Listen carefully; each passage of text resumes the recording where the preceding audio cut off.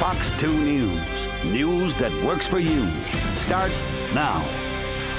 A Detroit community is fed up with drug users from the suburbs. I say the druggies are buying in the D, using in the D, and then leaving their empty syringes behind as they head back to the burbs. Fox 2's Taryn Asher joins us live now from the newsroom with more. Taryn. And they say it's gotten very bad in their neighborhood. Residents say whatever they do to stop it, nothing changes.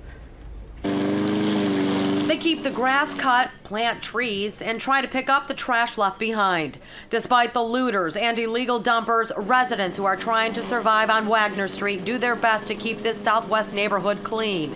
But this has become too much. The block is just terrible. It's all day long, every day. They sit, shoot their dope, toss the needles all out the window. There you go right there. Cece Lane took us on a walk, pointing out needle after needle left behind by people they say who come to Detroit to buy their drugs, park here, and leave the dangerous and dirty remnants behind. These are not just kids, these are grown men, all Caucasian people. So, I don't know. And they, nice cars. Fed up, Cece has started taking their license plate numbers down. Other neighbors have confronted them, but they don't budge. They still sitting there with the needle in their arm. We're knocking on the door like, hey, can you take that somewhere else? I've actually seen one tying his hand, ready to inject. I feel they're kind of disrespecting me in the neighborhood. Well, you guys know. And I got my kids, and they go and they leave syringes and, you know, the little baggies of the drugs whatever they buy. Michael Quinones and his wife have a 4-year-old child who they won't even let play outside.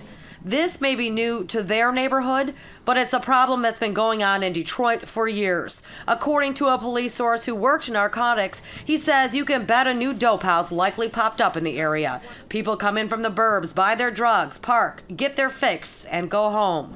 Police just responded to the same complaints in the area of Martin and Buckner a few miles away. They come into the city and think no one is watching. Just look around. Surrounding homes like Cece's, abandoned burned out houses, vacant factories, and overgrown parking lots. They figure it's so scarce, the houses or whatever around here, nobody's watching them, but we're watching them. And Cece just started taking those license plate numbers. She says she plans to turn those over to police. Monica. Taryn, have police officers been out there yet? Well, we know in Detroit officers they can't respond to everything, but police say if you do see a dope house in the area, to make that complaint, call police, because the more complaints they have on one specific location, it moves really to the top of the list, and then they can come in, raid the place, and shut it down. That can help prevent this from happening. Back to you. Everybody's got to speak up. Right. All right. Thanks, Taryn.